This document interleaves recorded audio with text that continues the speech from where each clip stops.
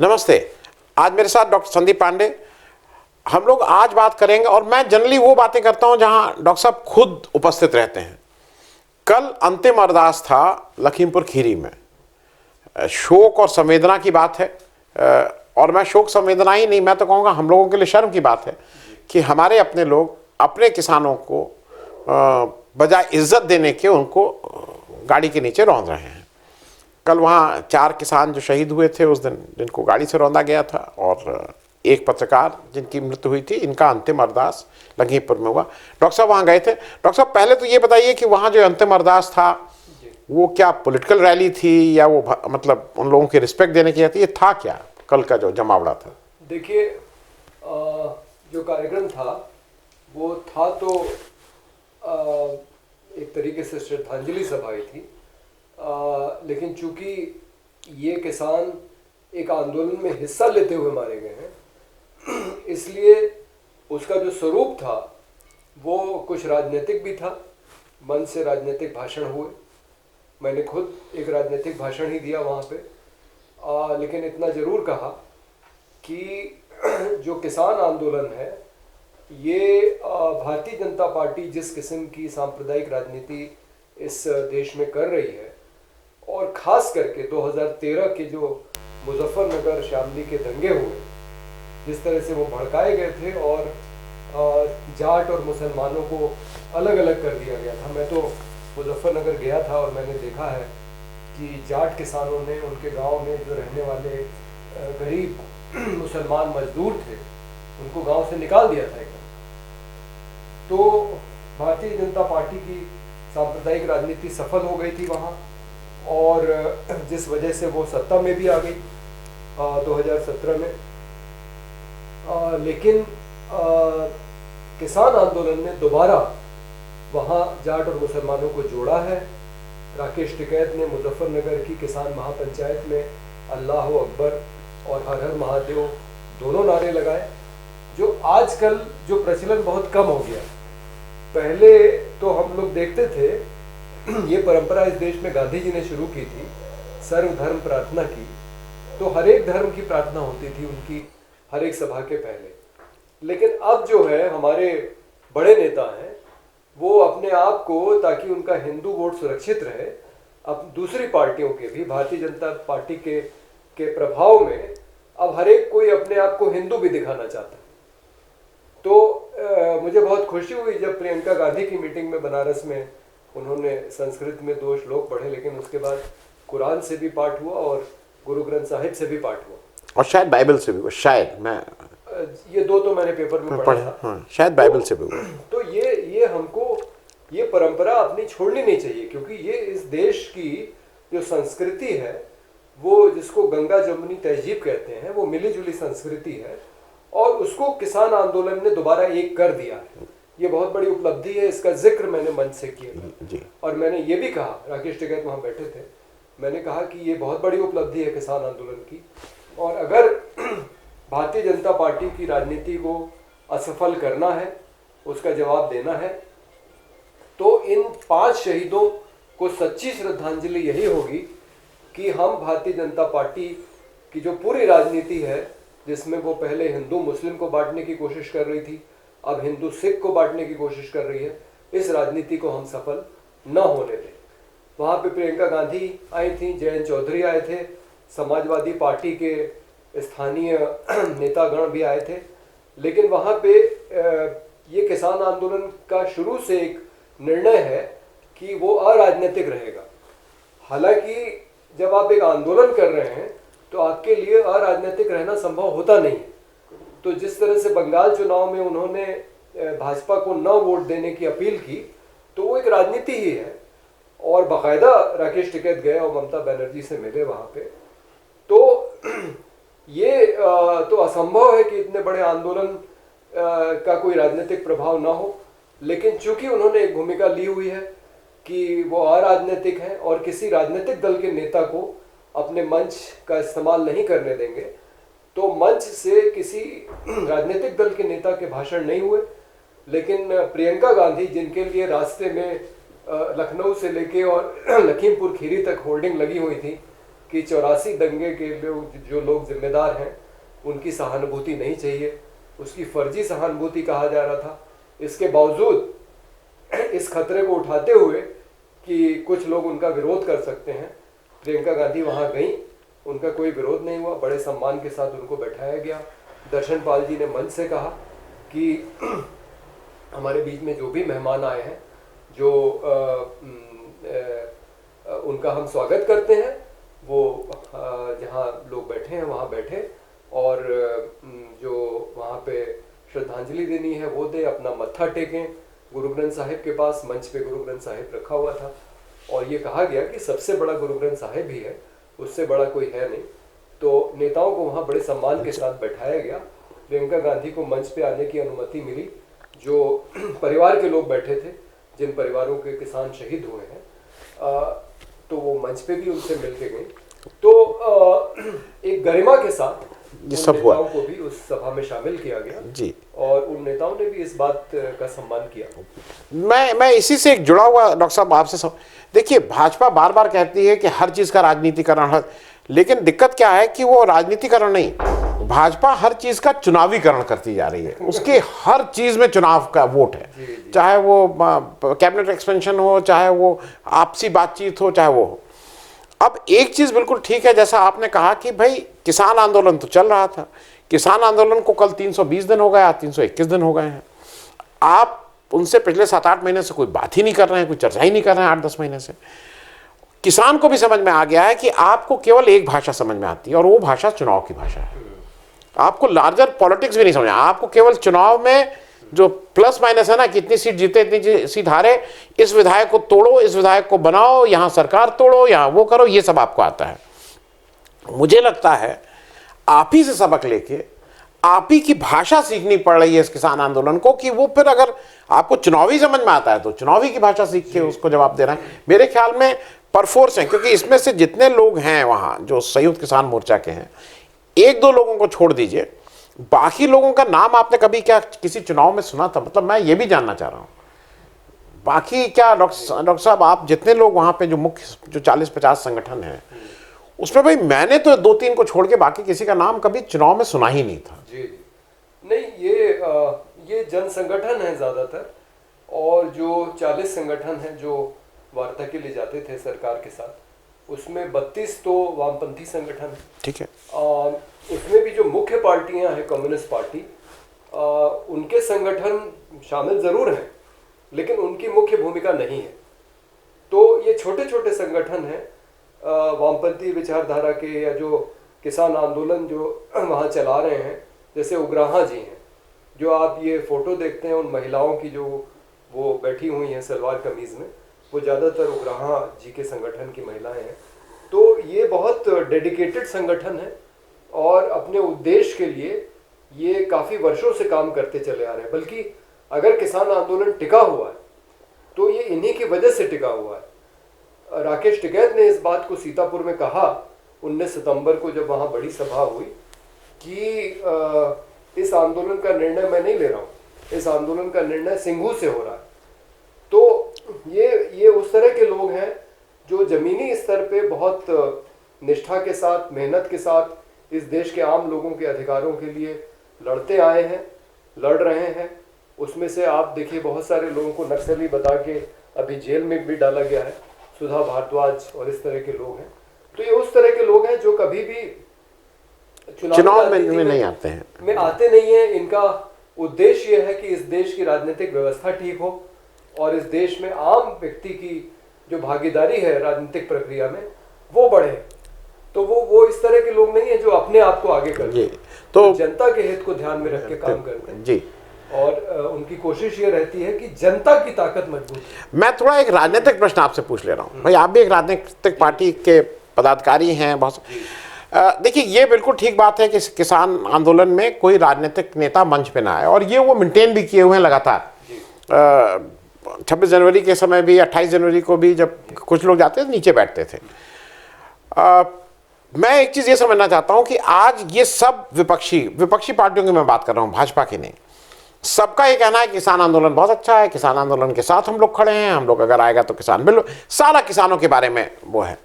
लेकिन जब किसान को जरूरत थी, मैं जरूरत नहीं बोलूंगा, जब किसान के साथ खड़ा होने की आपको खड़ा रहना चाहिए था, तो उसमें केवल प्रियंका गांधी और जयंत चौधरी मुझे दिखाई पड़े। देश के प्रदेश की जो दो बड़ी पार्टी हैं जो अपने को मान रही हैं कि वो बस भाजपा को हटा के उनकी सरकार बनेगी, सपा और बसपा, इनके लोग वहां क्यों नहीं गए, ये कुछ अजीब समझ, इनको वोट उनके चाहिए लेकिन वहां जा गए नहीं, ये भी एक अजीब सी बात थी। जी, नहीं, आपकी बात बिल्कुल सही है। असल में पिछली बात को ही जारी रखते हुए मैं कहूँगा, इस देश में दो तरह के लोग हैं राजनीति में। एक वो जो जनता की ताकत को मजबूत करने में लगे हैं, जिसमें वो सारे संगठन हैं जो किसान आंदोलन के पीछे हैं, और दूसरे जो खुद को मजबूत करते हैं, वो चाहते हैं कि उन्हीं का नाम हो, वही नेता बने रहें। तो दुर्भाग्य है कि देश के ज़्यादातर बड़े राजनीतिक दल इसी तरह के हैं। लेकिन आपकी बात बिल्कुल नहीं, मैं बात काट रहा हूं एक मिनट। हाँ। शायद मंच पे अगर हो जाता ना कि मंच पे आने देंगे, तो फिर देखते आप यहाँ क्या आफत हो जाती मंच पे ऊपर चढ़ने के लिए, क्योंकि मंच के नीचे बैठना था दर्शक में, तो लोगों को आदत नहीं है नेताओं को। एकदम सही बात है। तो ये इसकी तारीफ करनी पड़ेगी कि प्रियंका गांधी जब आई तो उनके साथ एक हुजूम घुसा और थोड़ी अव्यवस्था भी हुई। तो मंच से कहा गया कि भाई जो भी वॉलंटियर, बाकी सब लोग बैठ जाएं, अगर आप यहाँ कोई भी अव्यवस्था फैलाएंगे तो वो उन शहीदों और उनके परिवारों की भावनाओं के खिलाफ होगी जो इस आंदोलन में मारे गए हैं। तो आप कृपा करके वहाँ जाएं और जहाँ महिलाएं बैठी हुई हैं वहाँ आप बैठ जाएं।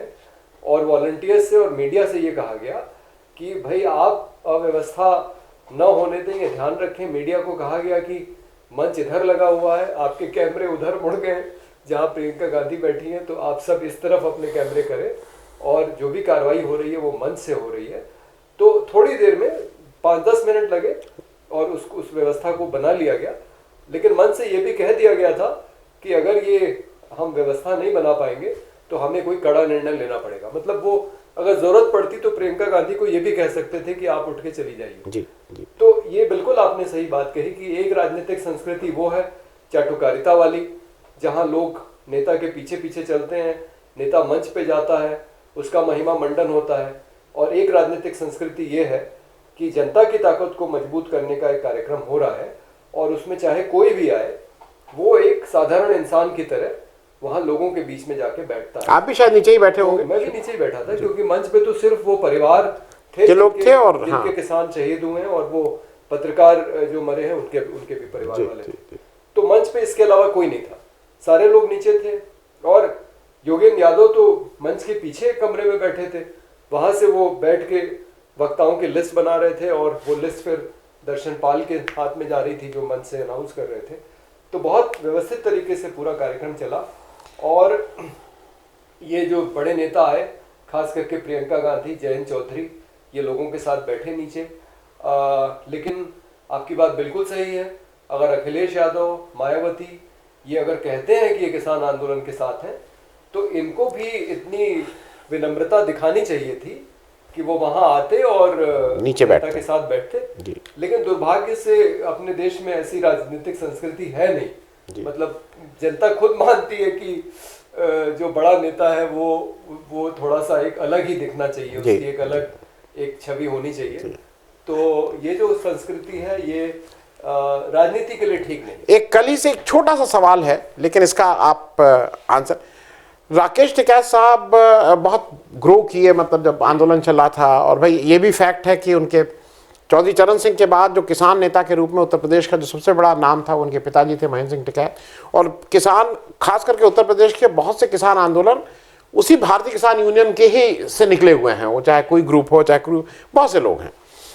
राकेश टिकैत साहब बहुत ग्रो किए थे, लेकिन लखीमपुर वाला जो मामला हुआ इस कांड में, वो जैसे रात में जल्दी जल्दी आए, उनको आने दिया गया, फिर उस तरह की एक सरकार के साथ उन्होंने मिलकर उसको एक सेटलमेंट किया, फिर मतलब कोई बहुत वो नहीं हुआ। कल ये था कि पंचायत लगेगी, मोर्चा लगेगा, लेकिन वो भी 3, साढ़े 3, 4 बजे तक कार्यक्रम समाप्त हो गया।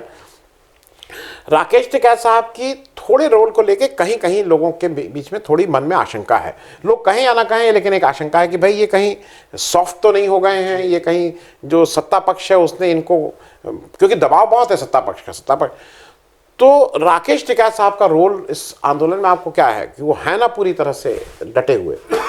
देखिए, ये बात आपकी सही है कि उनकी भूमिका को लेके थोड़ा संदेह रहा है, क्योंकि वो आंदोलन चलने के बाद अलग से योगी आदित्यनाथ से मिले, अमित शाह से मिले, उस डेलीगेशन से बाहर जो जा रहा था सरकार से बात करने। तो ऐसा लोगों को लग रहा था कि कहीं वो समझौता ना कर ले, और शायद 26 जनवरी को समझौता हो भी गया था कि उनको वहाँ से कहीं ले जाया जाएगा, नज़रबंद किया जाएगा। लेकिन जो वहाँ हुआ, जिसका परिणाम ये हुआ कि वो रोने लगे, और उसके बाद मुजफ्फरनगर से बहुत सारे किसान चल दिए दिल्ली की तरफ। तो उस पूरी घटना में वो एक बड़े नेता बन गए। लेकिन सौभाग्य से इस आंदोलन का कोई एक नेता नहीं है। इसका जो नेतृत्व है वो सामूहिक है, और इसमें बहुत परिपक्व लोग हैं, जैसे दर्शन पाल जी हैं। राकेश टिकैत खुद मानते हैं कि दर्शन पाल जी ने सबको जोड़ा हुआ है साथ में। तो योगेंद्र यादव हैं और दूसरे लोग हैं, उग्राहा जी हैं, चौधरी साहब हैं, ये सब लोग जी, राज्यपाल हैं। तो ये सारे लोग जो हैं ये मिल के निर्णय लेते हैं, इसलिए इसमें कोई खतरे की बात नहीं है। लेकिन ये बात आपकी सही है कि टिकैत को उत्तर प्रदेश सरकार ने इस्तेमाल किया, उनसे बातचीत करके। जो एक वहाँ लोगों का आक्रोश उभर आया था जब किसानों को मारा गया वहाँ ट्रैक्टर चढ़ा के उनके ऊपर, उस आक्रोश को ठंडा करने का काम जरूर किया उन्होंने एक समझौता करके।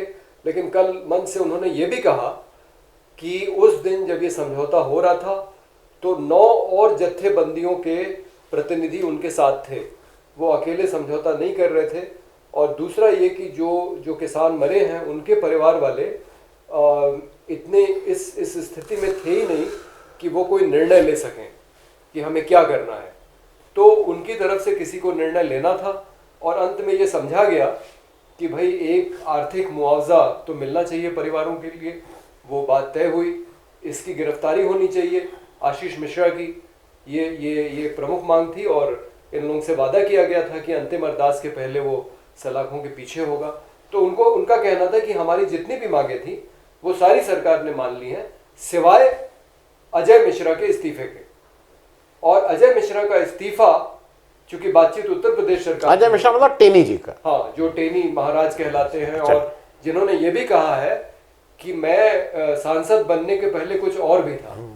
तो और वहाँ ये पता लग रहा है कि उस इलाके में 100 किलोमीटर के दायरे में उनका एक साम्राज्य है। वो वहाँ बड़े माफिया हैं, और उनके पेट्रोल पंप हैं, उनके खेत हैं, और उनकी तमाम प्रॉपर्टी है। और नेपाल से पेट्रोल डीजल, क्योंकि वहाँ सस्ता मिलता है, ये भी धंधा चल रहा है कि वहाँ से लाके और यहाँ बेचो, और नेपाल तक में उनकी ज़मीन है, ऐसा बताया गया। और कई लोग उनके आतंक के कारण वो क्षेत्र छोड़ने को मजबूर हुए हैं। वो खुद फैसले करते थे पहले लोगों को बैठा के। तो एक बाहुबली, एक सामंती एक चरित्र है उनका, और उनका एक आतंक है। तो इस तरह से जो वो खुली धमकी दे रहे थे, तो वहाँ पे किसान आंदोलन की ये मांग है कि उनका इस्तीफा लिया जाए, और एक दबाव बना है। ये बहुत खुशी की बात है। आमतौर पे भारतीय जनता पार्टी में ऐसा होता नहीं है, वो अपने गलत करने वाले का भी बचाव करते हैं। लेकिन स्वतंत्र देव सिंह ने ये कह दिया है कि किसी के ऊपर ट्रैक्टर चढ़ाना राजनीति करना नहीं है। हालांकि इसमें वो राजनीति भी हो सकती है सवर्ण बनाम पिछड़ा दलित वाली, लेकिन वो बात अलग है। वो अपराधी हैं, इसमें कोई शक नहीं है। उन्हीं की धमकी के कारण पूरा माहौल वहाँ का बिगड़ा था, और उनका इस्तीफा तो होना ही चाहिए। ये मांग किसान आंदोलन की है, और आंदोलन चलता रहेगा। देखिए, केंद्रीय संयुक्त किसान मोर्चा ने अगले कार्यक्रमों की घोषणा कर दी है। कल श्रद्धांजलि सबको कार्यक्रम अपनी अपनी जगह करने थे। जो तिकोनिया नहीं पहुंच पाए उनको कहा गया था कि आप रात को 8 बजे मोमबत्ती जलाएंगे। मंदिर, मस्जिद, गुरुद्वारे, गिरजाघर में कार्यक्रम होंगे श्रद्धांजलि के। 15 तारीख को जिस दिन दशहरा है, नरेंद्र मोदी और अमित शाह के पुतले जलाए जाएंगे पूरे देश में। 18 तारीख को रेल रोकी जाएगी, और 26 तारीख को लखनऊ में बड़ी महापंचायत होने वाली है। तो ये सारे कार्यक्रम अजय मिश्रा के इस्तीफे के लिए दबाव बनाने के लिए जा रहे हैं, इसलिए कार्यक्रम अभी स्थगित नहीं हुआ है। और मेरी जानकारी के अनुसार राकेश टिकैत अभी इलाके से गए नहीं हैं। कल वो हरगांव सीतापुर में रुके थे और मीटिंग कर रहे थे तिकुनिया की सभा के बाद। तो आगे की तैयारी हो रही है और मुझे लगता है कि जब तक अजय मिश्रा का इस्तीफा नहीं होगा तब तक ये आंदोलन वर्तमान जो उसका चरण है वो चलेगा। जी, बहुत बहुत धन्यवाद डॉक्टर साहब। मेरे हिसाब से 2 टर्निंग पॉइंट थे। एक 26 जनवरी में जब राकेश टिकैत साहब का आंसू निकले थे और आंदोलन एक दूसरे एकदम से उसमें बहुत ताकत आ गई थी, और उत्तर प्रदेश के चुनाव के हिसाब से लखीमपुर का कांड जो हुआ है वो भी एक बहुत अहम भूमिका और अहम निर्णय साबित होगा, ऐसा मुझे लगता है। थैंक यू सो मच, बहुत बहुत धन्यवाद ज्वाइन करने के लिए।